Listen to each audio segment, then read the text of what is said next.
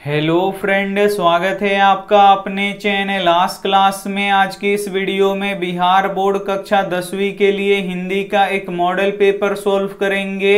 इस model paper में काफी महत्वपूर्ण 50 ऑब्जेक्टिव प्रश्न रहेगा और इस 50 ऑब्जेक्टिव प्रश्न में से बहुत सारे प्रश्न आपके फाइनल बोर्ड परीक्षा में रहेगा। तो इस वीडियो को प्लीज आप लोग शुरू से लेके अंत तक देखिएगा और इसमें से जो भी प्रश्न आपको याद ना हो तो प्लीज आप लोग उसे नोटबुक पे लिख के जरूर याद कर लीजिएगा।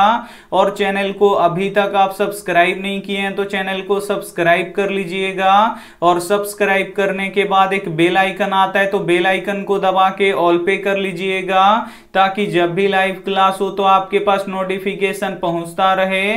तो आइए शुरू करते हैं पहले नंबर प्रश्न से।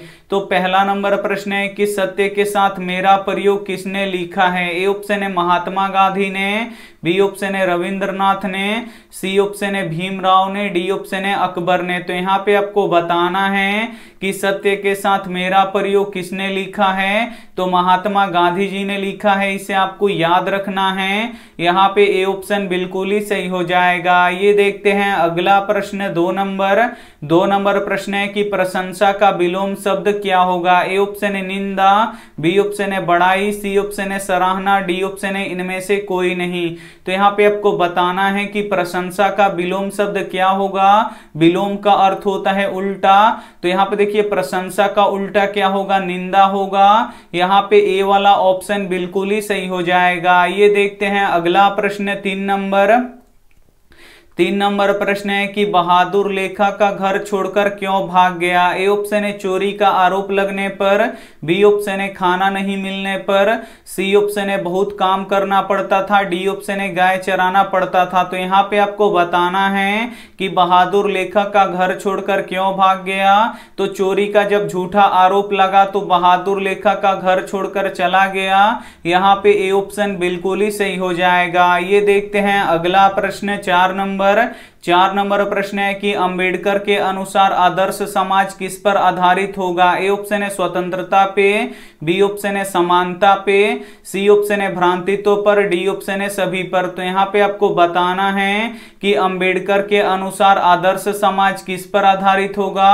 तो स्वतंत्रता पे आधारित होगा, समानता पर आधारित होगा, भ्रांतित्व पर आधारित होगा, यानी इनमें से सभी पे आधारित होगा। तो यहाँ पे डी वाला ऑप्शन बिल्कुल ही सही हो जाएगा। ये देखते हैं अगला प्रश्न पांच नंबर प्रश्न है कि सेन साहब की कितनी लड़कियां थी। ए ऑप्शन है 3, बी ऑप्शन है 5, सी ऑप्शन है 4, डी ऑप्शन है 6। तो यहाँ पे आपको बताना है कि सेन साहब की कितनी लड़कियां थी। तो सेन साहब की 5 लड़कियां थी, इसे आपको याद रखना है। यहाँ पे बी ऑप्शन बिल्कुल ही सही हो जाएगा। इस मॉडल पेपर में काफी महत्वपूर्ण 50 ऑब्जेक्टिव प्रश्न हम आपको बताएंगे, तो एक भी प्रश्न आप लोग स्किप मत कीजिएगा। वीडियो को प्लीज आप लोग शुरू से लेके अंत तक देखिए क्योंकि इस 50 ऑब्जेक्टिव प्रश्न में से बहुत सारे प्रश्न आपके फाइनल बोर्ड परीक्षा में रहेगा।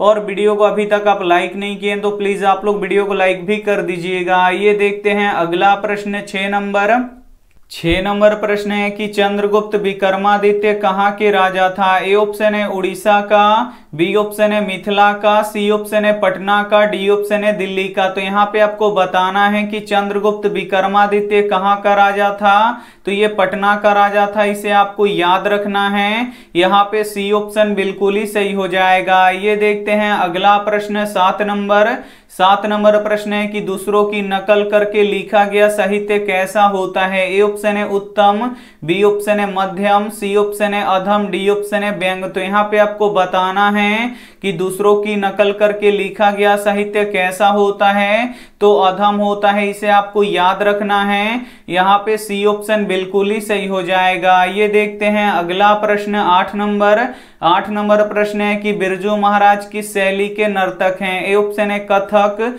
बी ऑप्शन है कुचिपुड़ी, सी ऑप्शन है गरबा, डी ऑप्शन है मणिपुरी। तो यहाँ पे आपको बताना है कि बिरजू महाराज किस शैली के नर्तक हैं। तो जो बिरजू महाराज हैं ये कथक के नर्तक हैं, इन्हें आपको याद रखना है।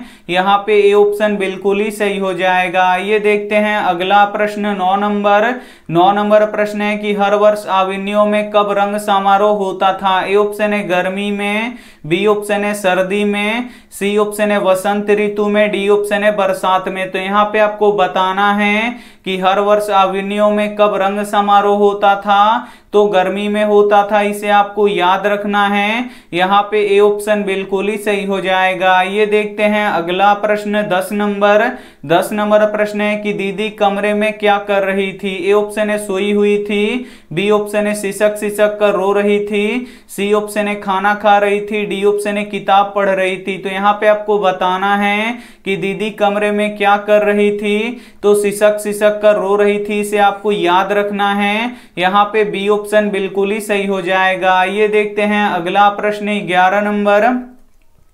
11 नंबर प्रश्न है कि गुरु नानक की रचनाओं के संग्रह को क्या कहते हैं। ए ऑप्शन है गुरु ग्रंथ साहब, बी ऑप्शन है वाहे गुरु, सी ऑप्शन है ननकाना साहब, डी ऑप्शन है फतेह साहब। तो यहाँ पे आपको बताना है कि गुरु नानक की रचनाओं के संग्रह को क्या कहते हैं, तो गुरु ग्रंथ साहब कहते हैं, इसे आपको याद रखना है। यहाँ पे ए ऑप्शन बिल्कुल ही सही हो जाएगा। ये देखते हैं अगला प्रश्न 12 नंबर प्रश्न है कि घनानंद किस बादशाह के पीर मुर्शिद थे। ए ऑप्शन है अकबर के, बी ऑप्शन है जहांगीर के, सी ऑप्शन है मोहम्मद शाह रंगीला के, डी ऑप्शन है औरंगजेब के। तो यहाँ पे आपको बताना है कि घनानंद किस बादशाह के पीर मुर्शिद थे, तो मोहम्मद शाह रंगीला के थे, इसे आपको याद रखना है। यहाँ पे सी ऑप्शन बिल्कुल ही सही हो जाएगा। ये देखते हैं अगला प्रश्न 13 नंबर प्रश्न है कि इन दिनों भारतीय बाजार में कौन सी वस्तुएं भरी पड़ी हैं। ए ऑप्शन है चीनी, बी ऑप्शन है विदेशी, सी ऑप्शन है भारतीय, डी ऑप्शन है जर्मनी। तो यहाँ पे आपको बताना है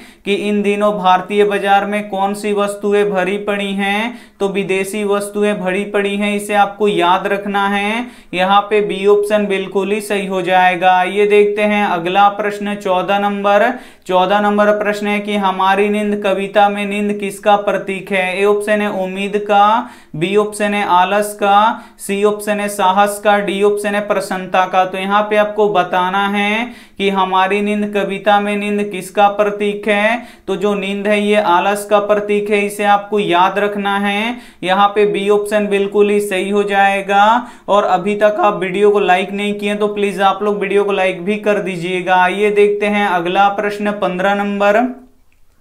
15 नंबर प्रश्न है कि प्राचीन मानव का प्रमुख हथियार कौन था। ए ऑप्शन है दांत, बी ऑप्शन है नाखून, सी ऑप्शन है पैर, डी ऑप्शन है लोहे के अस्त्र। तो यहाँ पे आपको बताना है कि प्राचीन मानव का प्रमुख हथियार कौन था, तो नाखून था, इसे आपको याद रखना है। यहाँ पे बी ऑप्शन बिल्कुल ही सही हो जाएगा। ये देखते हैं अगला प्रश्न 16 नंबर प्रश्न है कि शागिर्द का अर्थ क्या होता है। ए ऑप्शन है रही, बी ऑप्शन है गायक, सी ऑप्शन है शिष्य, डी ऑप्शन है दोस्त। तो यहाँ पे आपको बताना है कि शागिर्द का अर्थ क्या होता है, तो शागिर्द का अर्थ शिष्य होता है, इसे आपको याद रखना है। यहाँ पे सी ऑप्शन बिल्कुल ही सही हो जाएगा। ये देखते हैं अगला प्रश्न 17 नंबर प्रश्न है कि संतु कांप रहा था। ए ऑप्शन है डर से, बी ऑप्शन है ठंड से, सी ऑप्शन है मछली देखकर, डी ऑप्शन है मार पड़ने से। तो यहाँ पे आपको बताना है कि संतु कांप रहा था, तो संतु ठंड से कांप रहा था, इसे आपको याद रखना है।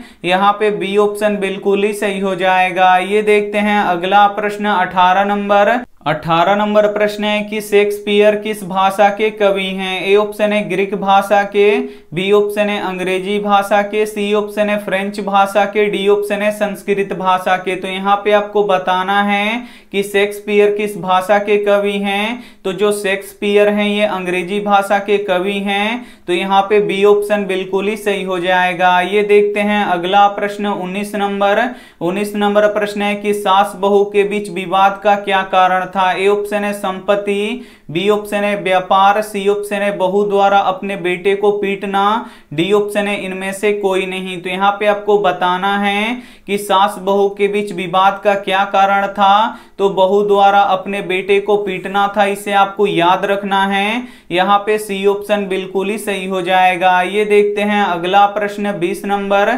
नंबर प्रश्न है कि एक वृक्ष की हत्या में किसके बीच का संवाद है। ए ऑप्शन है वृक्ष और कवि, बी ऑप्शन है वृक्ष और गांव के लोग, सी ऑप्शन है गांव के लोग और कवि, डी ऑप्शन है मां और कवि। तो यहाँ पे आपको बताना है कि एक वृक्ष की हत्या में किसके बीच का संवाद है, तो तो वृक्ष और कवि के बीच का संवाद है, इसे आपको याद रखना है। यहाँ पे ए ऑप्शन बिल्कुल ही सही हो जाएगा। ये देखते हैं अगला प्रश्न 21 नंबर। 21 नंबर प्रश्न है कि शहनाई किस प्रकार के घास से बनाई जाती है। ए ऑप्शन है झालसी से, बी ऑप्शन है शकरकंडा से, सी ऑप्शन है दूब से, डी ऑप्शन है नरकट से। तो यहाँ पे आपको बताना है कि शहनाई किस प्रकार के घास से बनाई जाती है, तो नरकट से बनाई जाती है, इसे आपको याद रखना है। यहाँ पे डी ऑप्शन बिल्कुल ही सही हो जाएगा। ये देखते हैं अगला प्रश्न 22 नंबर। 22 नंबर प्रश्न है कि बहादुर लेखक के घर से क्या लेकर भागा था। ए ऑप्शन है कपड़े, बी ऑप्शन है जूते, सी ऑप्शन है बिस्तर, डी ऑप्शन है कुछ भी नहीं। तो यहाँ पे आपको बताना है कि बहादुर लेखक के घर से क्या लेकर भागा था, तो कुछ भी नहीं लेकर भागा था, इसे आपको याद रखना है। यहाँ पे डी वाला ऑप्शन बिल्कुल ही सही हो जाएगा। ये देखते हैं अगला प्रश्न 23 नंबर।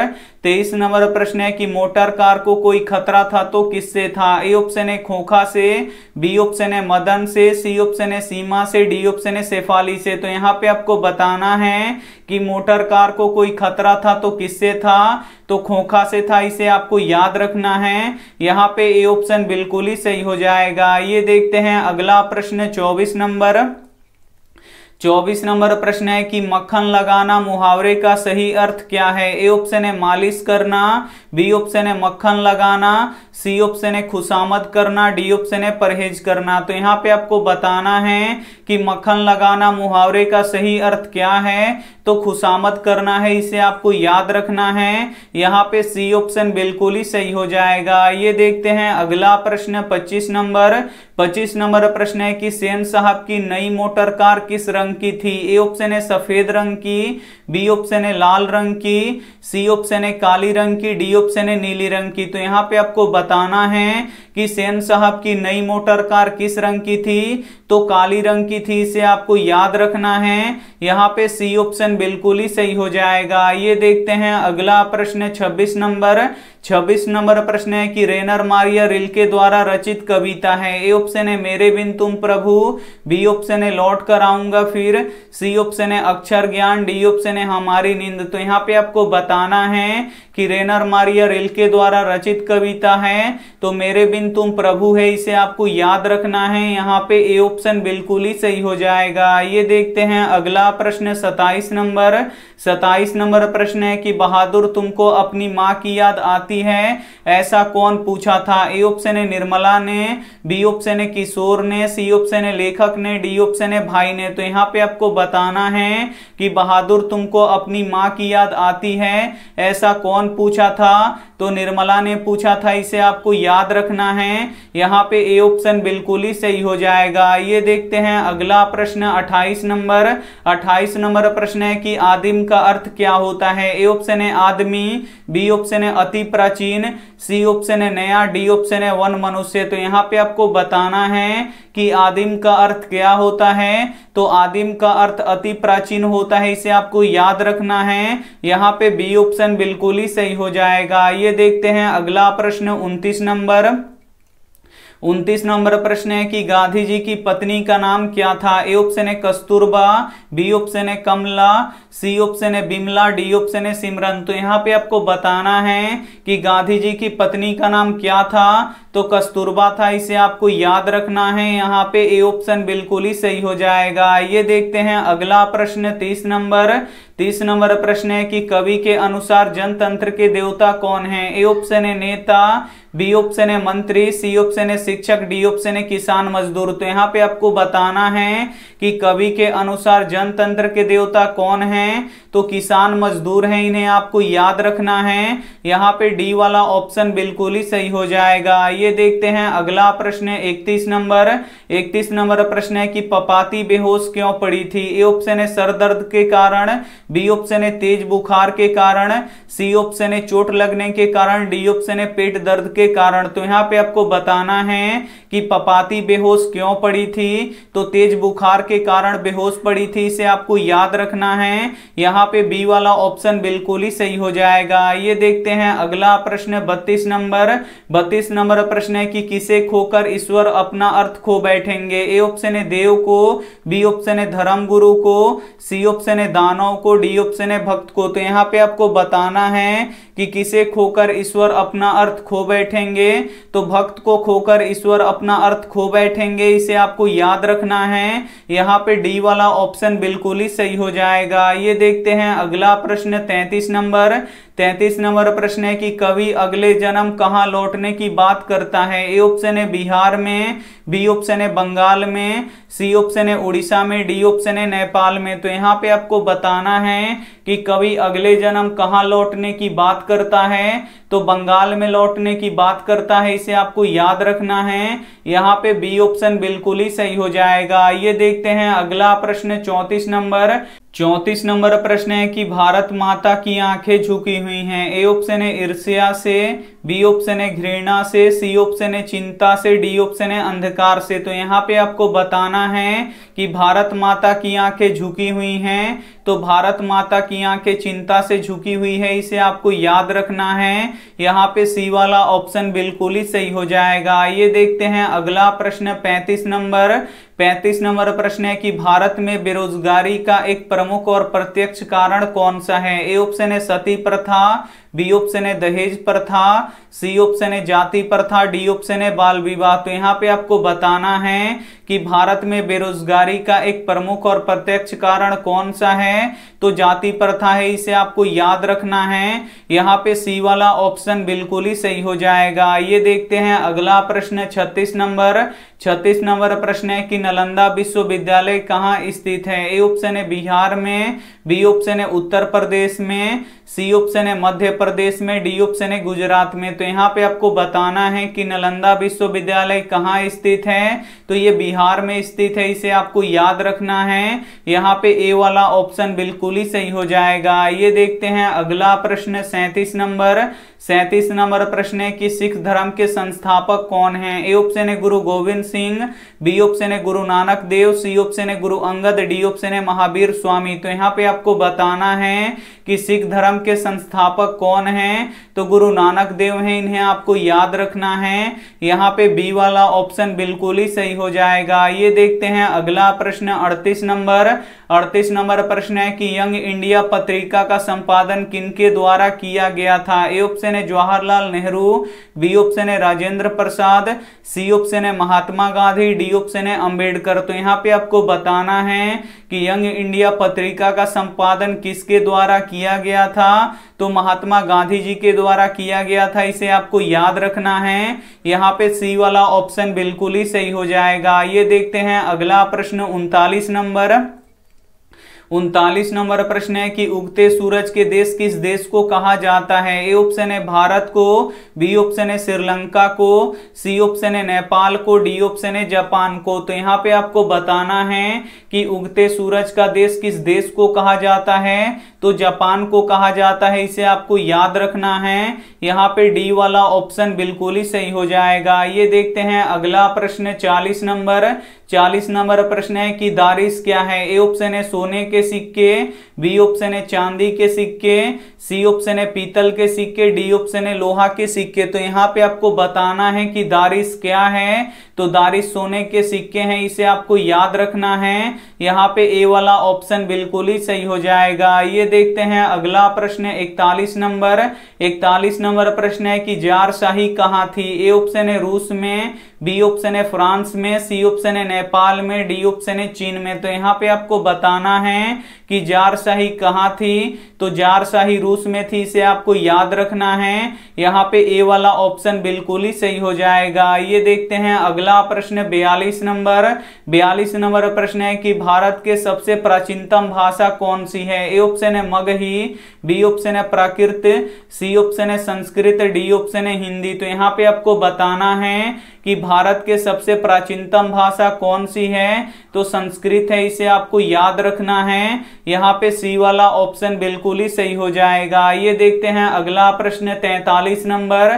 43 नंबर प्रश्न है कि मछली अभी कट जाएगी ऐसा किसने पूछा। ए ऑप्शन है संतू ने, बी ऑप्शन है दीदी ने, सी ऑप्शन है पापा ने, डी ऑप्शन है दुकानदार ने। तो यहाँ पे आपको बताना है कि मछली अभी कट जाएगी ऐसा किसने पूछा, तो संतू ने पूछा, इसे आपको याद रखना है। यहाँ पे ए वाला ऑप्शन बिल्कुल ही सही हो जाएगा। ये देखते हैं अगला प्रश्न 44